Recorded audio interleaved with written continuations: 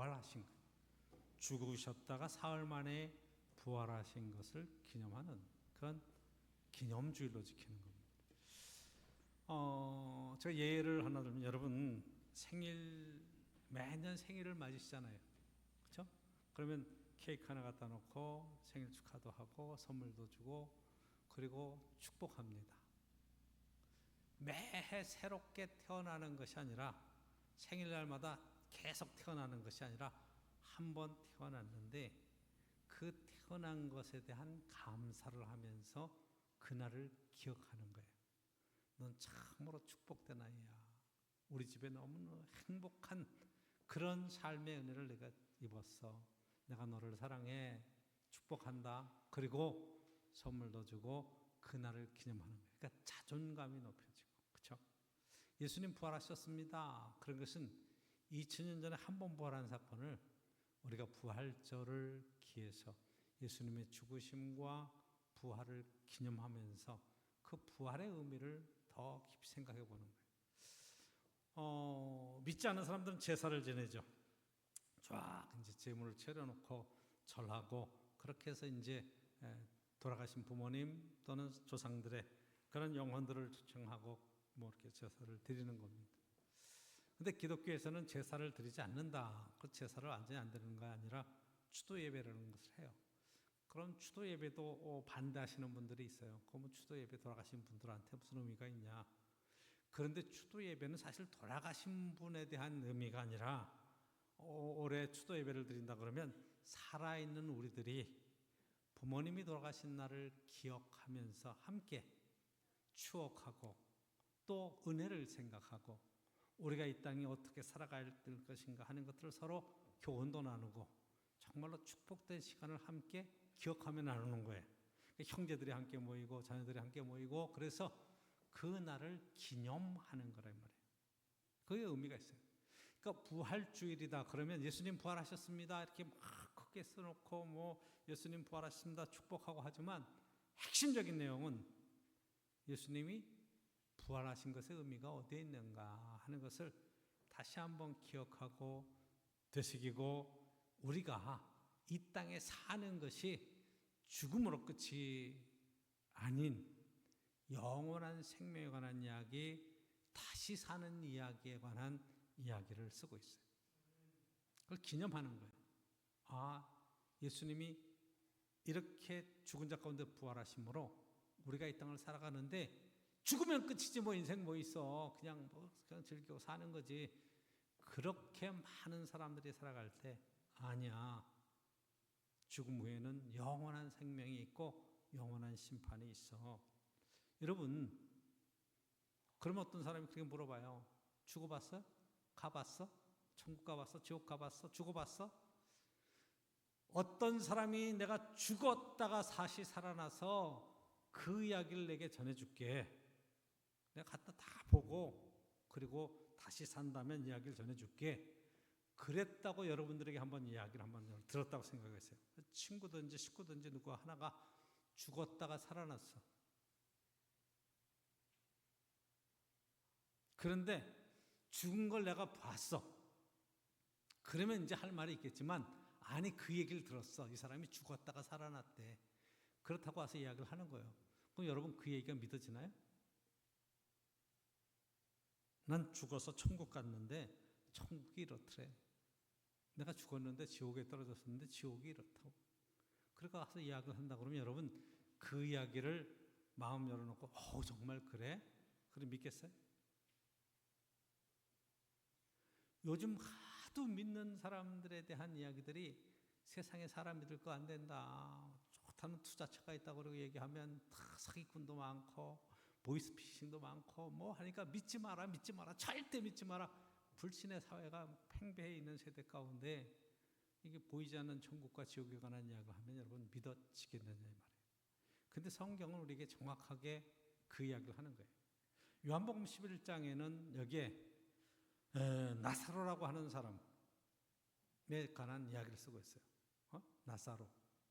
여기에 의왕좌우에 나자로 마을 있잖아요. 그 나자로 마을이 나사로에 관한 이야기이기도 해요.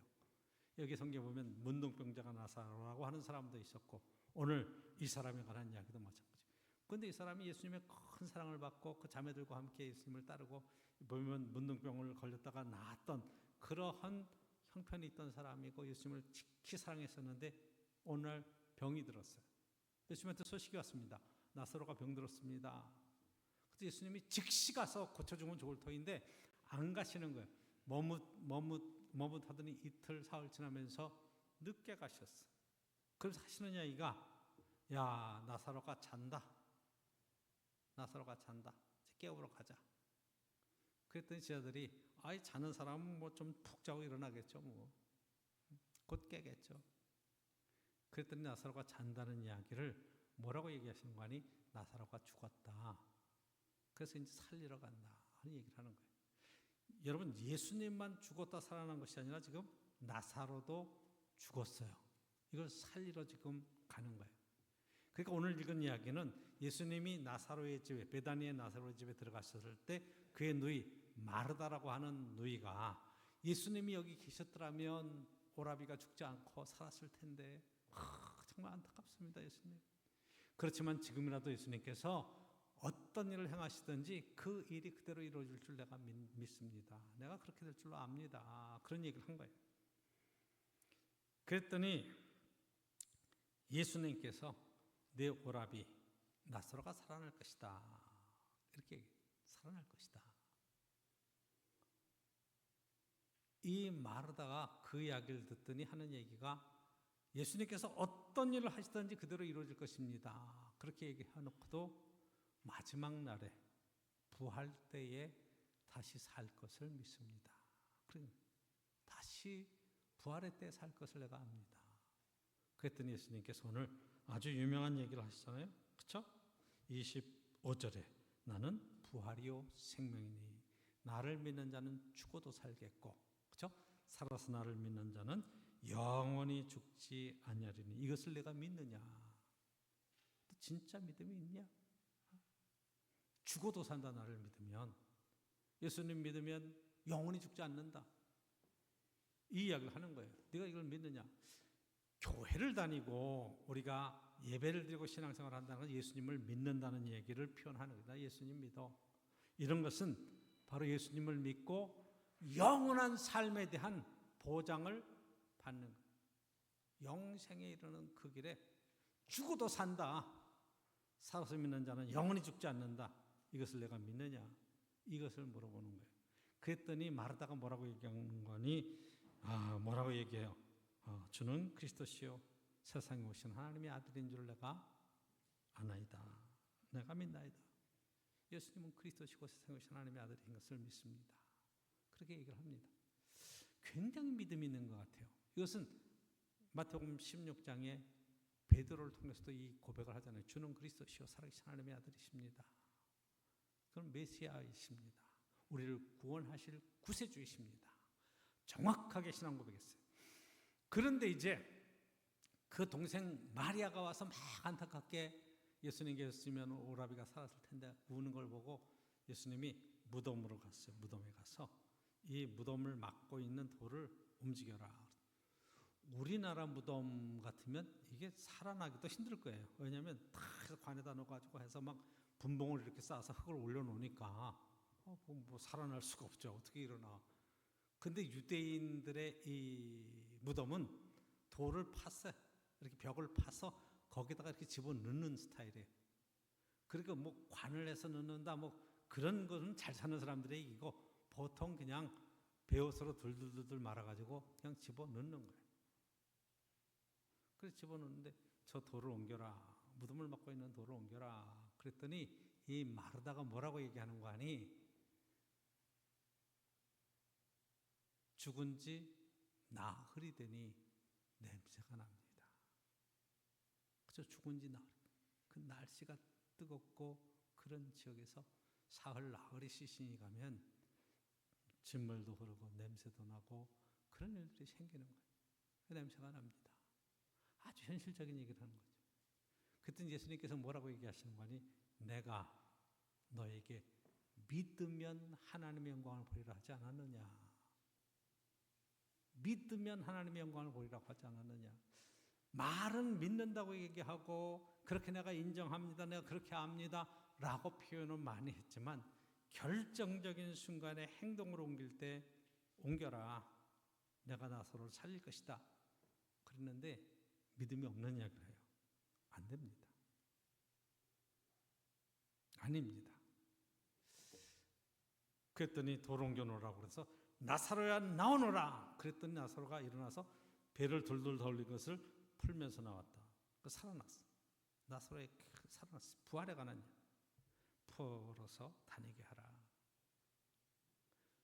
이 나사로를 살리는 사건을 통해서 예수님께서 요한복음 전체를 통해서 하신 이야기는 당신도 무덤에 들어갔다가 사흘 만에 부활할 것에 대한 이야기, 이것을 초자연적인 어떤 현상적인 부활에 관한 이야기만이 아니라 우리의 생명이 영원한 하나님 나라에 연결되어 있다고 하는 그런 교훈을 주시는 거예요. 나사로는 살아났다고 해서 영원히 산 것이 아니라 다시 죽습니다. 왜? 육신을 입은 자는 육신으로 죽게 돼 있거든요. 그런데 지금 예수님께서 부활하시는 이 부활의 이야기는 육신의 부활이 아니라, 그렇죠? 영적인 부활의 채로서 다시 사는 역사를 고린도전서 15장에 잘 설명하고 있는 것을 보게 돼요. 그래서 저 여러분들이 이 부활절을 맞아서 우리 인생의 마지막은 어딘가 이런 것을 꼭 한번 여러분 생각해 보기를 원해요. 예수님이 나사로가 죽은 걸 보고 잔다 그러잖아요. 나사로가 잔다. 그 제자들이 자고 있으면 깰 시간이 있을 겁니다. 그렇게 얘기하잖아요. 자, 이제 세상 사람들도 그래요. 이제 돌아가셨습니다 라고도 하지만 영면하셨습니다. 영원히 잠에 들으셨습니다. 그래, 영면하셨 자는 거예요. 잠자듯이. 저 여러분들이 마음에 소원이 있고 함께 나이 드신 분들은 기도하기를 원하는 것은, 하나님, 내가 많이 아프지도 않고 건강하게 잘 지나다가 어느 날 그냥 누웠는데 잠자다가 하나님 앞에 갈 수 있기를 원합니다. 그렇게 기도할 수 있기를 원합니다. 자다가 가기를 원합니다. 얼마나 큰 축복이에요. 그렇죠? 같이 옆에서 침대에 같이 잤는데 아침에 일어나 보니까 여보 일어나 그랬는데 안 일어나. 어머 이게 웬일이야? 그게 어떻게 생각하면 제일 행복한 죽음을 가시는 거잖아요. 그렇죠? 근데 제가 이제 죽음에 관한 얘기, 영생에 관한 얘기를 하니까 여러분들이 이상하게 생각할지 모르지만 정해진 날은 꼭 옵니다. 제가 몇 번씩 얘기했어요. 제가 은퇴를 한다 그랬는데 그날이 정해졌어요. 4월 26일 경기연회에서 지금 정해졌어요. 이번 주 목요일 날 은퇴식을 합니다. 그리고 다음 주일 날 우리 교회에서 이제 담임 목사의 취임식을 진행할 거예요. 은퇴하는 거예요. 야, 70에 은퇴를 한다 그러면 제가 처음 30대 초반에 목회를 시작할 때도 그렇고 이 교회 왔을 때도 그렇고 이 교회 와서 20년 여러분과 함께 생활을 하는데 은퇴가 생각이나 하겠어요? 한참 남은 얘기고 아주 먼 이야기인데 와서 함께 생활하다 보니까 장로님들도 한 번, 두 번, 세 번 은퇴하기 시작했고, 그렇죠? 저도 은퇴를 하는 거예요. 정해진 시간은 꼭 오더라고요. 그렇죠? 2025년 4월 달에 은퇴하는데 은퇴가 됐어요, 진짜. 4월 달에 왔어요. 한번 생각해 보세요. 죽을 날이 옵니다. 그날은 정해져 있어요. 그런데 안 알려졌어. 얼마나 감사한지 몰라. 안 알려진 게. 그쵸? 그러니까 10년, 20년 계속 살 줄 알고 여러 가지 하지만 죽을 날이 정해져 있어. 그런데 하나님 앞에 우리가 겸손하게 믿음으로 생각하고 살면 내 죽을 날이 얼마가 남지 않은 것을 안다 그러면 그렇게 인생을 함부로 살지 않겠느냐. 허비하며 살지 않겠느냐. 정말 준비하며 살지 않겠느냐. 목사님 은퇴하는데 어떻게 하세요? 은퇴가 정해지니까 뭘 해야 되겠어요? 살 집도 생각하고 은퇴한 뒤에 어떻게 활동을 할 건가 생각하고 다 준비를 하겠죠. 그렇죠? 저와 여러분들도 마찬가지. 인생을 제가 마감하고 하나님 앞에 간다고 말할 때 여러분 뭘 준비하겠어요? 저도 이사할 준비를 이렇게 쭉 하다 보니까 20년 동안 쌓아놓은 짐이 얼마나 많은지 몰라. 요즘 뜨는 직업 가운데 하나가 유품 정리해주는 직업이 있어요. 어느 날 갑자기 부모님이 갑자기 돌아가셨어. 그 어떻게? 전문가들을 불러서 다 정리를 하는데 제일 골치 아픈 게 여러분 뭐 앨범들 같은 거, 그렇죠? 무슨 상장들, 졸업장들 뭐 해가지고 막 있는데 그거 아이들이 안 가져가요. 뭔 일이야? 다 버리는 거지. 제가 목회하면서 책을 얼마나 많이 준비를 했어요. 그런데 여러분 후배들한테 책 가져갈래? 그러면 싫대. 안 가져간대. 요즘은 다 전자책 본다고 목사님. 근데 그것도 많은 돈 주고 막 애를 쓰고 준비한 거거든요. 내가 준비하니까 나만 귀하지 다른 사람은 관심도 없어요. 그렇게 명품 백이라고 들고 다니고 좋은 옷이라고 입고 다니고 그 무슨 소용이 있겠어요? 내 마지막 하나님 앞에 가는 날을 안다면 우리가 이 땅에서 준비해야 될 거 아니겠어요? 그렇죠?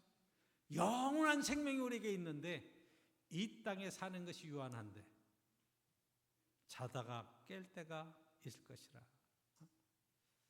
성경은 계속해서 잔다는 얘기를 많이 해요. 예수 그리스도께서 죽은 자 가운데서 다시 살아나서 잠자는 자들의 첫 열매가 되셨다. 고린도서 15장에 그렇게 말씀하고 있는 것을 보게 되고 잠자는 자들의 첫 열매가 되셨다. 데살로니가전서에 보면 거기에 하나님의 나팔소리, 천사장의 나팔소리와 함께 쫙 죽은 자들이, 잠자는 자들이 먼저 일어나고, 그렇죠? 살아있는 우리도 그 사람보다 앞서지 못할 것이다.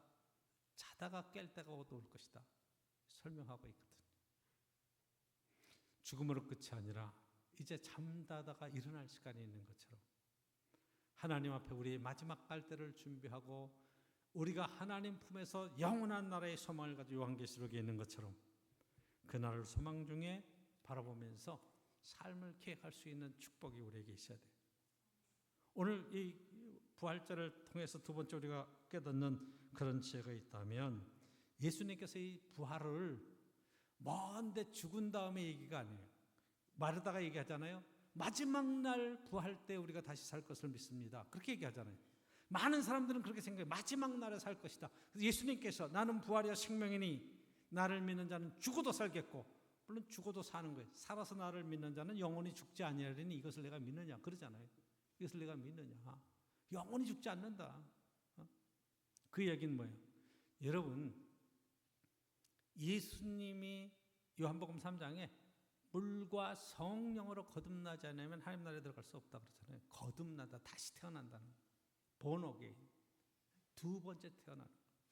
내가 세상에 육신을 입고 부모님으로부터 태어났다가 하나님의 성령으로 거듭나서 하나님의 아들, 딸로 다시 태어나는 사람, 두 번 태어난 사람은 한 번 죽어요. 영원히 산다고 그러잖아요. 육신은 죽어요. 장례를 치러요. 그래서 화장을 하기도 하고 수장을 하기도 하고 매장을 하기도 하고 마지막 장례를 치러요. 우리의 마지막 흔적을 다 지우죠. 그 영원히 사는 거예요. 그런데 성경의 이야기는 요한계시록에도 보면 한 번 태어난 사람은 두 번 죽는다는 거예요. 한 번 태어났어요. 그런 육신적인 죽음이 있어요.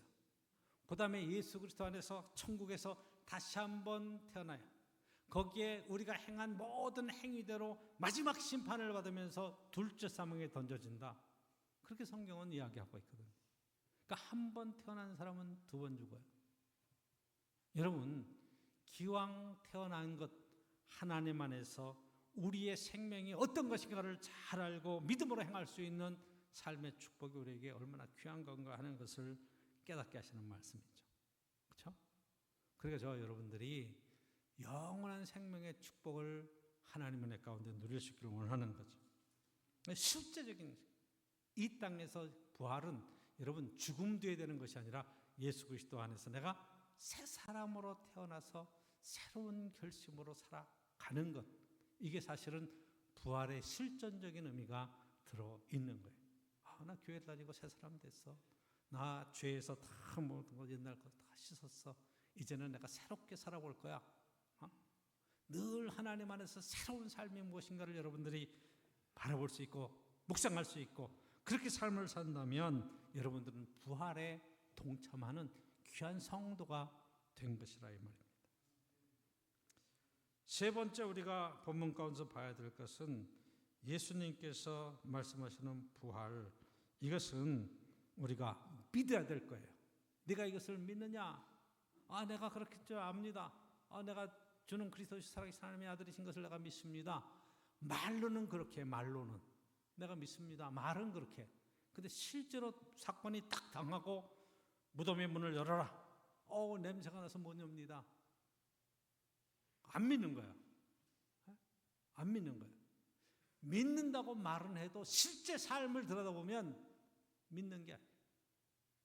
세상엔 이런 사람들이 얼마나 많은지 몰라요. 저 사람 교회 다녀요. 교회에서 열심히 신앙생활해요. 저 사람은 목사래요. 저 사람은 장로래요. 교회 안에서 여러 가지 활동을 한대요. 근데 하는 걸 보면 전혀 그렇지 않아. 교회 다니는 사람들이 모자래. 이런 비난을 받을 일들도 수시로 하거든. 안타까운 일이죠. 그렇죠? 안타까운 일이에요. 정말로 하나님이 원하시는 부활의 생명을 산다는 것이 무엇인가 하는 것을 봐야 되는데, 여러분 물론 정치적인 성향과 여러 가지 입장을 통해서 여러분들이 보수적일 수도 있고 진보적일 수도 있고 다양해. 근데 같이 이제 목회를 하면서 목사로서의 좀 안타까운 것은 집사람이 어제 갑자기 물 읽다가 어이씨 미쳤나 봐 그래. 그래서 왜 그래 그랬더니 전광훈이 대통령 나온대 그러더라고. 세상에 목사는 목사의 역할이 있는 거예요. 뭐 대통령을 한다고 그래. 차라리 내가 낫지 그러려면.